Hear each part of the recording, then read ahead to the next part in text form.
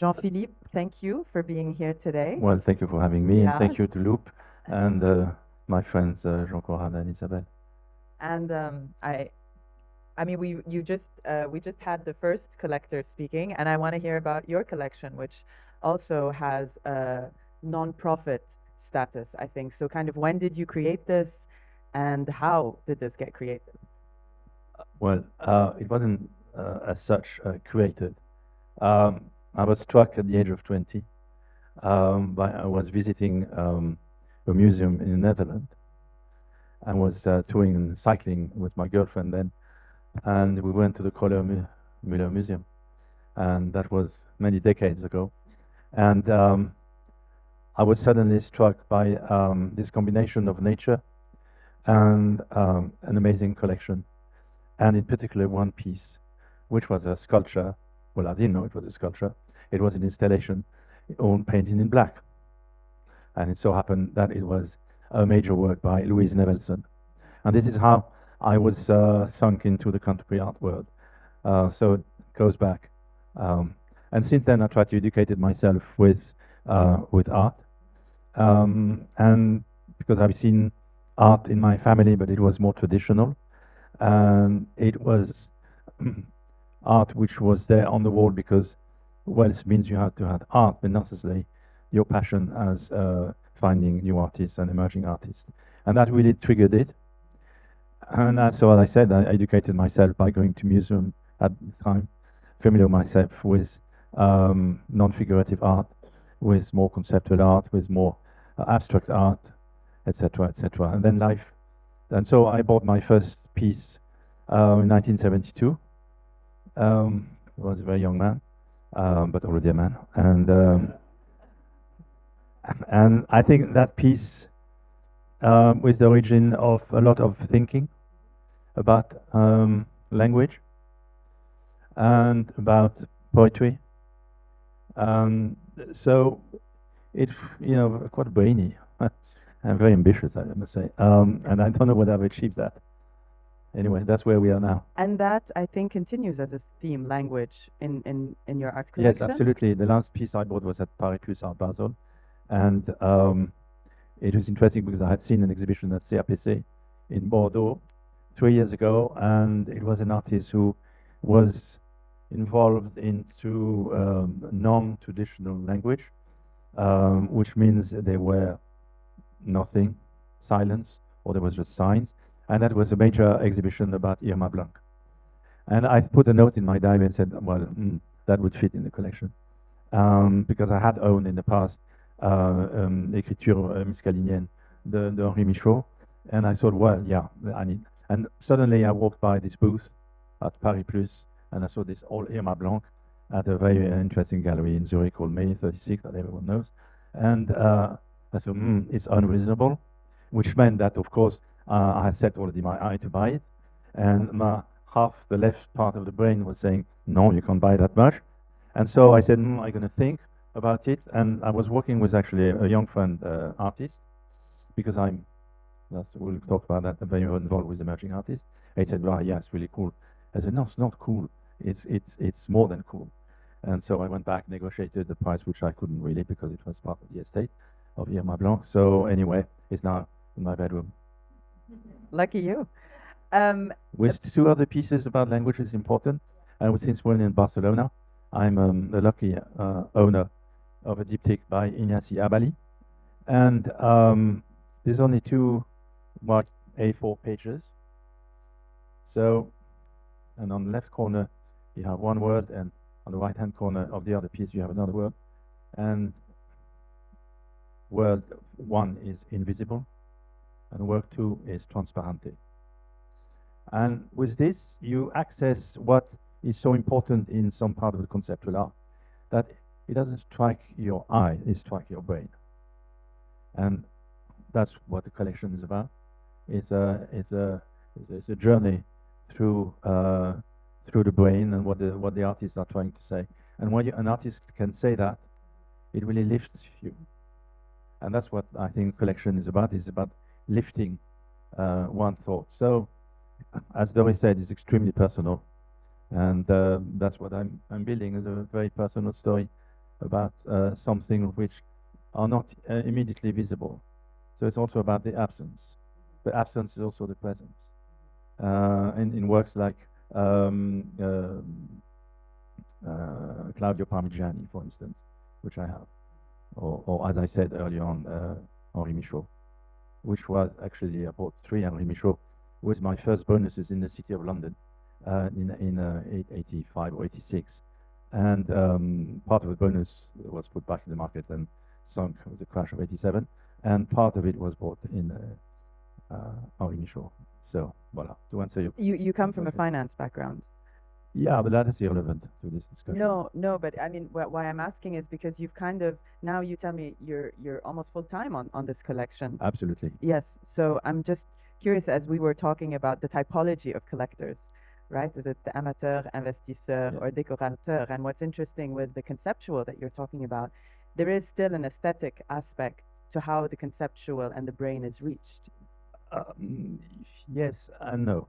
The aesthetic comes with, well, when artists make a piece, it comes out as an object. So I collect mantle objects, and all put all together, there's an aesthetic. It's difficult. Not all the pieces are about language, but some are. I'm thinking about a young artist that a gallery here in this audience know about, who was putting text on plate of copper. Well, plate of copper is very static. The language itself is a bit less. But language and art has been there for many years. And when you gather people around with les rencontres that you do annually, I think, is it an annual event? Because these works speak to you a certain way. But how is it to open it up to an audience? So what you're touching. Tell us a bit more about les rencontres. Yeah. So you're touching on what I do for the emerging artists and videos. So I created this site near Paris. Originally, it had nothing to do with art. Not, well, to be honest, a bit. And I wanted to create something very personal. That's something I've had in my mind since I said I was age 20 when I went to the Kröller Müller. So I had this fantasy that one day I would be so wealthy that I could invent a fantastic place for art in nature.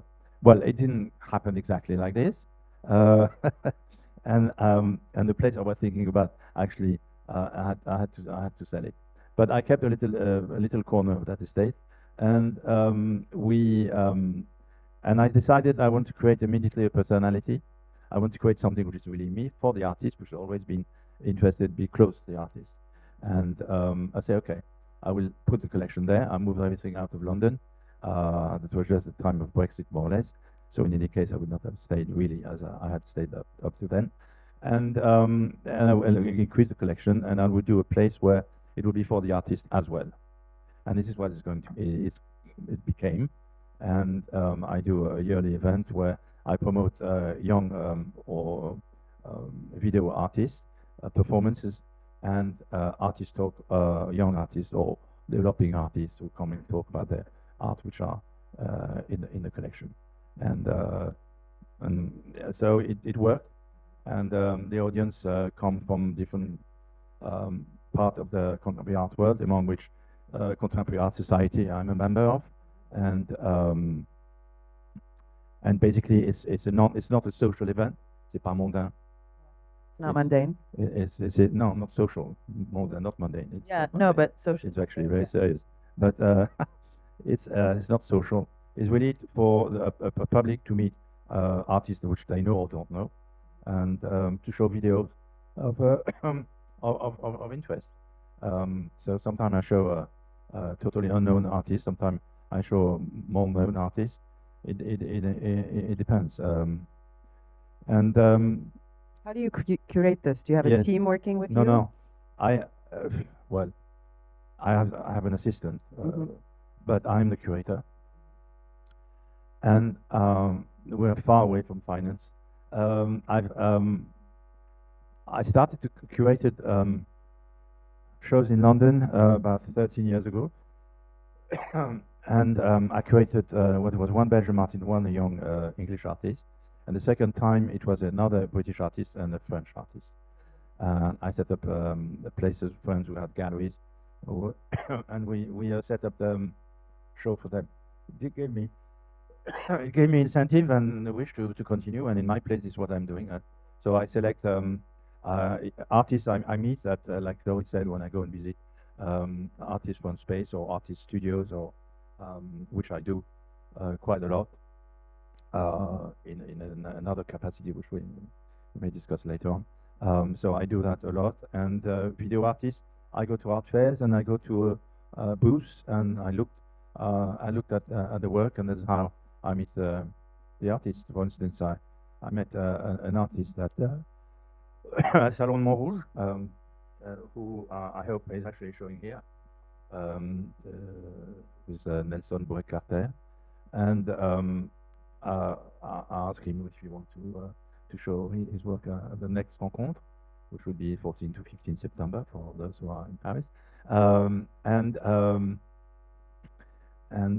For instance, another artist which I met at a friend's gallery in Paris called Louis Cyprien. So, but others. Last year there was Marco Godoy from Madrid. Marco presented a very interesting show, and I had met Marco Godoy's work in London at an emerging gallery in London. So it gives me the flexibility to meet artists a bit where and when I meet them, and then to aggregate that with an artist talk and artists coming. It's very joyful. It's a whole day, and So you've food taken and it, drinks, yeah. and It's quite relaxed but serious at the same time. There's set session for the videos, then there are performance outside. It's quite something to organize, I must say. It takes me almost a whole year in advance to organize. And it's kind of created this role as an activist, sort of advocating Yes, for the so, artists as well. As Doris said, yeah, we are involved. I'm involved with the emerging contemporary art scene, which is with my collecting act. And yes, I like to promote in a non-commercial way. I like to promote the emerging artists. It's very much in my my drive. I try to be a doer for young artists and emerging artists.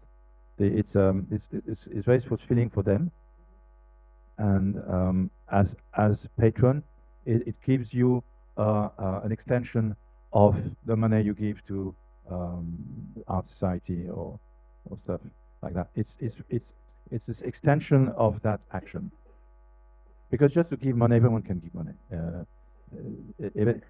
Without action behind, it's a bit unfulfilled. So the way to fulfill it is actually to create an event and to make things possible. That's what I'm doing at the Friends of the Palais de Tokyo as co-chair of the Prix des Amis, and at Fluxus Art Project, which is the Franco-British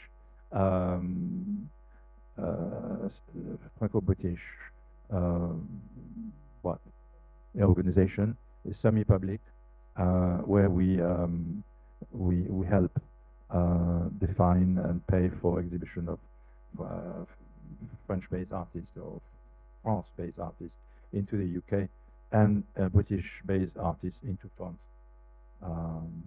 In a very and not only that, now curators, and now we do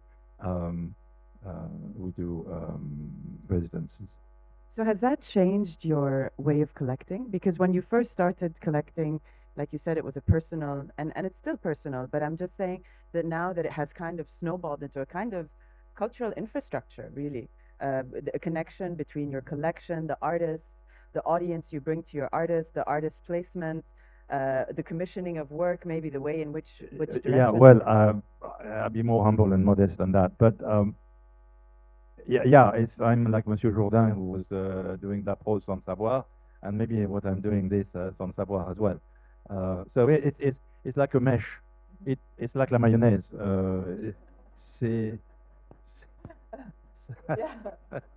It does happen. Yeah. It does make things happen. But you kind of, I mean, between you and Doris, really, because the energy in Paris at the moment, too, you feel that there is a much more informed selection? Yeah, we well, as I said, I have the luck or the chance to be part of a different organization where I can see, which is very interesting, for instance, at Fluxus, or let me Tokyo. I visit a lot of workshop studios, so and I collect. So sometimes I do express my opinion, and sometimes I express this opinion in a positive way to underline sometimes that what others part of the same organization say, and we move artists that way. Yes, absolutely. We can open. We can. We haven't. No, we haven't anything. finished on No. everything. No, but I wanted to see because I like the interactive feel of it. I wanted to talk with you more about kind of where do you want to take the collecting further? I mean, is the rencontre now what has become more interesting in the way it has expanded and Yeah. got word of mouth? Yeah, the word of mouth is important. Les rencontres, well, it's a big effort. As you know, to organize something like that is a big effort, and it's costly as well. So it's all on my pocket, and but because it's actually it's a link, and it creates a dynamic. I want to continue.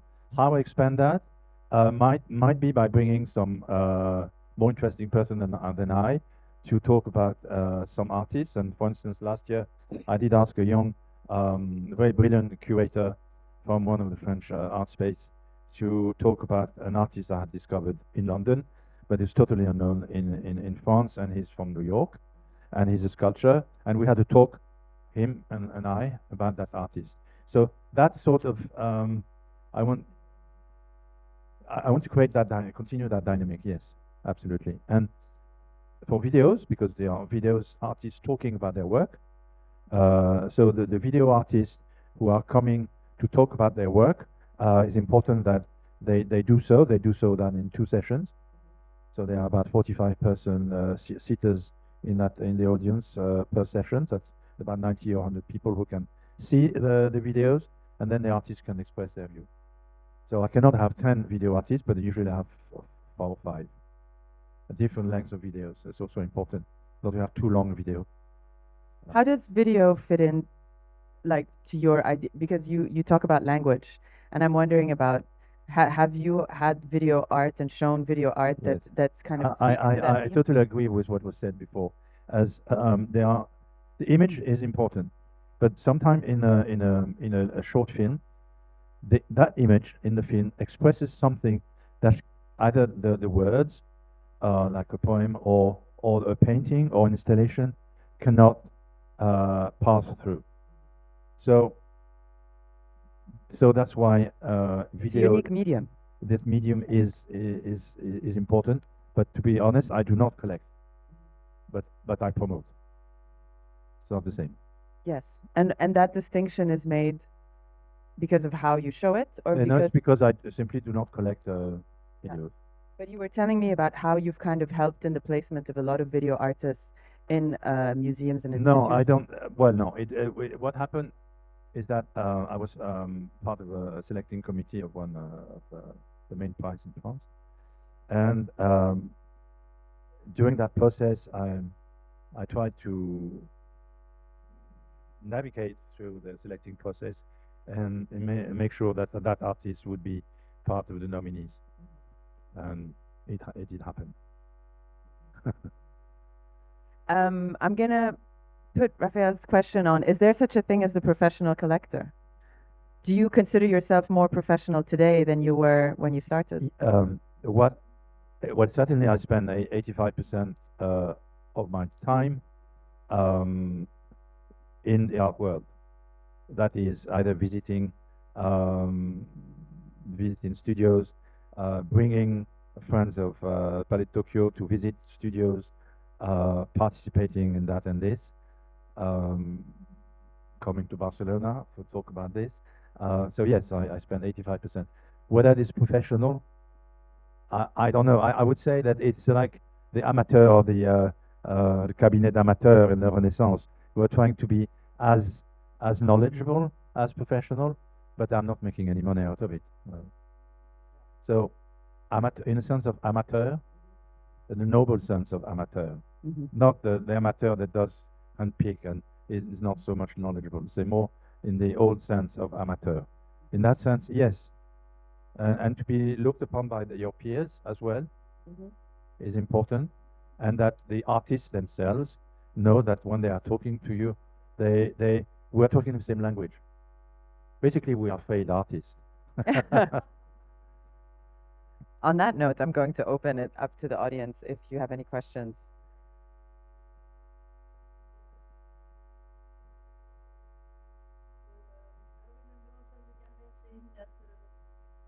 When he was going to fairs, he was trying not to buy too quickly because he was so compulsive, and then he was feeling better, so it was not really the idea. But I wanted to, maybe should have asked, I didn't have the opportunity to ask the question to the specialist, but I can ask Jean-Philippe if it's a part of his search when he buys something, although you said you're not a collector, but you're a promoter, but still there's the inside of the collector, collecting and buying and liking. So do you have that impression of, it brings you more, or you feel better, or you are happy, or something like that? I usually buy very quickly. My brain sees something, and usually now I'm letting my brain work through, and usually if there are inconscient signals that comes up, and yeah, usually I don't wait. But sometimes I negotiate. That's a different story. But otherwise, I don't wait. I remember this anecdote going back to 30 years ago, more than 30 years ago. I was in London, and I went to a gallery, and I saw a sculpture. I said, "Wow, that sculpture spoke to me so much." It was about the void. Of course, the artist was Anish Kapoor, and he was as young as me, almost. 30 years ago. I wasn't that young, but anyway.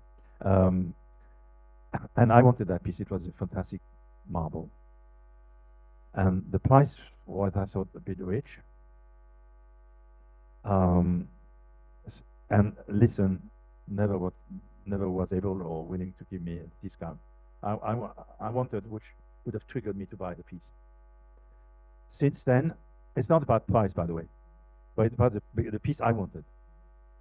And so I didn't buy it, and I bought instead a piece on paper by Anish Kapoor, which is a projection of matter, of sand on a piece of paper. But that piece was taken from me for personal circumstances, and but it's in my mind. It's still part of the collection. So it's an intimate relationship you have with the art. Absolutely. It's yes. It's part of me. It's completely part of me. It's something maybe I should have a session with Doris about with psychoanalysis. It's completely art is totally part of me. I'm speaking the same. This is why I have such a easy relationship with young artists, despite different age. We're talking exactly. I understand them. They understand me. So immediately too, I'm already part of the family, and that creates it's ongoing energy. This is quite fantastic, and to be able to create an event where you have this energy, and then when we go and visit studio, it's immediate. And voilà, je suis rassembleur. But as it grows in popularity, and given that you had set up a nonprofit structure, I'm just wondering, sustainability-wise, and then sort of where are we distinguishing this sort of very private, personal undertaking, and where does that line cross into it becoming more of a public and bigger event? So there must be do you worry about this? How do you No, I don't worry, because I let life brings to you things, and now have aged enough to let it go and let it come to you and react in function of what is coming. It's interesting because it's very personal feelings. You know, artists have a way to interact with the sixth dimension. And I remember once at the Venice Biennale, I was visiting the Cuban pavilion, which was in this palazzo on Piazza del next to the bridge of the Accademia. It was maybe 3 or 4 Biennale ago. And there was this piece by some argote, not the argote we know, but the other argote. And it was the wheel. It was a piece of wood and a wheel that turned, and some oil on this. It was like une roulette, you know. And the more the wheel advanced, it pushed the oil, and it let you discover words, which were. And the text or the words were this one. Life is a text that we learn too late. And because I don't want to waste my time, I'm learning every day with artists.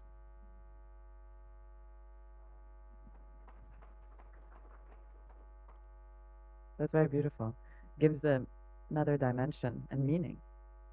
Yeah, I try to mean. Yes, it is extremely personal, but I managed to make it around me and to make it alive and en faire profiter les autres. Ça c'est très important. Hence les rencontres. So there's the energy comes from there. There's an engine. Yeah, the engine. Yeah. Yes, absolutely. Any more questions?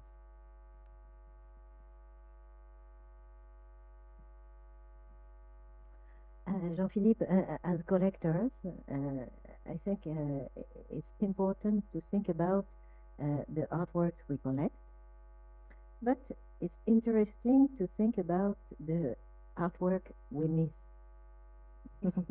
After? The artworks we missed. The artworks we met. No, qu'on a raté, qu'on a raté. The artworks we missed. I was. Sometimes I finish my question. Yeah, sometimes with my husband, we think and we think we can make a very big exhibition with the artwork we missed. Okay, Yes, of course. Very big, and it's interesting how to, maybe it's the psychoanalyst here a little bit. How do you manage with your missing artworks? Do you think about? Do you think? Voilà. How do you manage? Yes. So I just touched briefly on this about the absence, and I keep on saying these pieces that are missing from the collection, but which actually are totally part of the collection. And this probably has more to do with very personal experience, which these works were taken from me. And because they were taken from me, they are missing from me because they were part of a chain of works which make sense in the collection. And so there's this Anish Kapoor, and also there was a little pliage by Yantai, which I had bought, before. So in that, it's just to add a personal touch on this absence of the work which are not part of the collection. So we cannot be, we are, as collectors, we are ambitious, but you can't buy everything like some billionaires. It's not the case. But if it was the case, I would go for showing it in a public space. I would go for the museum, absolutely. Exactly, it's very important. Yes, I make the same. Sometimes I can't buy something, but I try to enter in a public collection or. So the way to do it is to lend your piece if you have the chance that an institution asks you for part of the collection, then you participate in that movement in a very tiny way. But I've done that I've asked, I was asked by, for instance, Les Abattoirs at Toulouse to lend a piece by Liliana Porter. So I lent it for 6-7 months. I was asked by the FRAC Franche-Comté to lend some. One, it was a big photograph by Paul Mapis-Pouillard, and next one was from a Polish artist, which I had bought in London, but who no longer works, a female artist. Bon, so that's a way to participate in a small way. You lend your pieces, and it's fine. Do you feel that that need to show things publicly has grown now with time? That you've gotten more confident with your collection, with what you like and what you don't like, and your relationship with the artists? You're talking about the emerging art? No, or yes, like wanting to lend the pieces to other museums. Is it wanting to share it with the public? Yes. And has that grown? Like, did it start initially as, oh, you want a private collection in your private space? No. As I just said, if I had the means, I would have a museum. It's it. No. I'm in that respect, I'm quite extrovert with the collection. Bon, I show it once a year, but it's more. You see, I have artists which I bought years ago who are now having a museum show. Bon, it's not that my collection is particularly brilliant, but for instance, I buy artists from all over the world, more or less, and there is a Mexican artist whose his work is linked to literature, language, etc. Who's called Jorge Mendes Blake, and he's having a big perspective in Guadalajara next now. Bon, wow, when I get into my drawing room, say, wow, I have two Mendes Blake. No, it doesn't make my day. It's nice. It's nice. Yeah, it's just nice. It's always nice to have you selected a work and that artist later on is recognized by others. Yes. It's process. Wanted to ask a question. I do want to say something to both of you and to Lou, because I think it's been very interesting for me. Because I think professional, now after listening to all of you, I think there is something that was completely wrong about my question, and I think it's something that just felt like something falling in my brain, and it is the level of commitment. Oh, of course, And I think that, when you say that, this is something that you listen in this days around here, like, oh, you turn around and you listen to somebody saying, oh, he's not serious collector, he's not a serious, which basically means he's not committed. Which is the same thing with a gallery or same with an artist. It's the level of intimate involvement and the amount of time that you spend that makes you part of the ecosystem of art. I think for some we participate in that community. I don't like the word ecosystem. Ecosystem comes actually from finance. It doesn't have nothing to do with art, and it had to do with community of research and companies in the tech sector. Talking about artists, I prefer community, which has a human aspect. That ecosystem is inhuman. I was meaning it from a natural perspective, not the finance. As an ecosystem of biodiversity, our differences. But you're right, it is a community. It's a total community, and sometimes you cannot. Sometimes you disagree with the message that the artist is having, for instance. But I don't get that. Now it's a community, and I think as being so committed, we are biased. That because it's artist, he can say and do whatever he wants. So it's a bit like a child, your favorite child. If you have favorite, we shouldn't have favorite children. So we like a child you love, you let him do anything he wants. No. Sometimes you can have a dialogue with an artist and get into his work. Not that we should be doing that. We're not commissioning an artist and not asking an artist to draw a body in this way or that way. It's not. I'm not talking about this. I'm talking about the message. And as collectors, what we do, as far as I'm concerned, I'm inspired by the message that these collectors have. What it is that this young guy or this young woman, or this, you're talking I think there's a very important age for artists. I think around 30. Around 30, the artist has left behind what he's learned at school, at art school, if you went to art school. Life has already imprinted him, and at 30, you have a certain maturity. You have a maturity of your aesthetic, you have a maturity of your medium, and you start to say something of interest. Well, it can be 28, it can be 32, but what I mean, it's a very pivotal age, and energy. And I think that pivotal age is extremely important. You see at that age whether the artist is going to make it in terms of quality of his art or message, or both, and how you're gonna follow him or her. It's very important. Of course, you have geniuses, but voilà. And when video is concerned, it's also very important because it's an age where they already have worked on with the image, with their medium, and how they promote and they technically do the work. I don't know whether you agree with that, but it's very important. And life is so short that I don't know how many years I have in front of me to continue this activism. Thanks so much for the conversation. I had a question that relates to this level of engagement with artworks that transits from a more private or domestic sphere into a much more public. I collect works, but I'm not a collector because I acquire works for museum collections, right? So it strikes a bit of a lot of differences. You can acquire fast. I can never acquire fast. Like, it will take me a long time. Some of that timing implies protocols that serves as warrantors, right, of preserving or warranting the will of the artist, which I assume everyone that we're here, we have that will of preserving the will of the artist when keeping the artwork.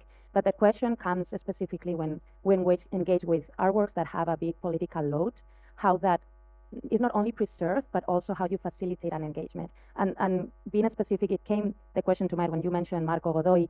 I don't know exactly which works you have by him, but thinking about his exhibition in Madrid, which most of the works actually come from bringing a really raw engagement with all the protests that were taking place in Chile, right? So as a curator in an institution, when I'm acquiring works that could be with that level of political engagement, I have to think on how to warranty that engagement with a very political voice in order not to neutralize it, because neutralizing that will provide not serving the will of the artist, right? And then I know how to do that, or try to attend to that into a public sphere, but I wonder how that happens in a much more domestic or private sphere. Like, I get You Can Sleep by Ignacia Ballí, but I was wondering, like, what would have happened with a piece by Marco Godoy if it is one of those that really engage deeply with the protests in Chile. So the question is about if the work in the collection has some political content, fine. It's part of the confrontation of works, and actually to be even more provocative. Those who came to my place may have noticed there's one particular art room which shows family portraits. So it shows a certain social element, and also you have hunting trophies. It's quite grand, sort of thing. And there, I've put a political work, which is an installation by a Mexican artist called Octavio Abundes, and which is a manifesto about dystopia. And it's a bit, it's at the same time it's a confrontation. There's also un clin d'œil. Is also I'm having fun with myself. Is to show two antagonistic element, but I only know it. So and next to it you have this photograph by Eva Axelrad, which was this Polish artist working in London. She stopped working as an artist, and it was it's a big photograph which shows her view of l'esprit de corps. In her view is how masculinity or how men in society can be a danger for society because they protect each other from the outside, and therefore they become a negative force in society. Of course, being Polish, you were thinking of État totalitaire, maybe, or things like that. And you have these naked men, which are painted in black, and the faces, everything is in black except their shoulder and arm, which was their skin, and they control each other like this. So yes, fine, political, it's part of life and of our open society, where artists can actually have a political viewpoint. It can be radical. Fine. I was a radical myself in my early days. So, you know, and the first piece I bought this was a multiple, which was a text by Michel Butor, a French surrealist poet, which is an ode à Charles Fourier. How more radical can it be? An ode to Charles Fourier by Michel Butor, and was illustrated by Jacques Herold. So, yes. On that note of radicalism and protest, thank you very much, Jean-Philippe. I think we finished this morning's Loop Talks. Thank you, Gabriella and Isabelle and Emilio. And there's still lots of really good films to see upstairs. I highly recommend really taking it one by one. Thank you. Thank you again. No, thank you, really. Thank you so much.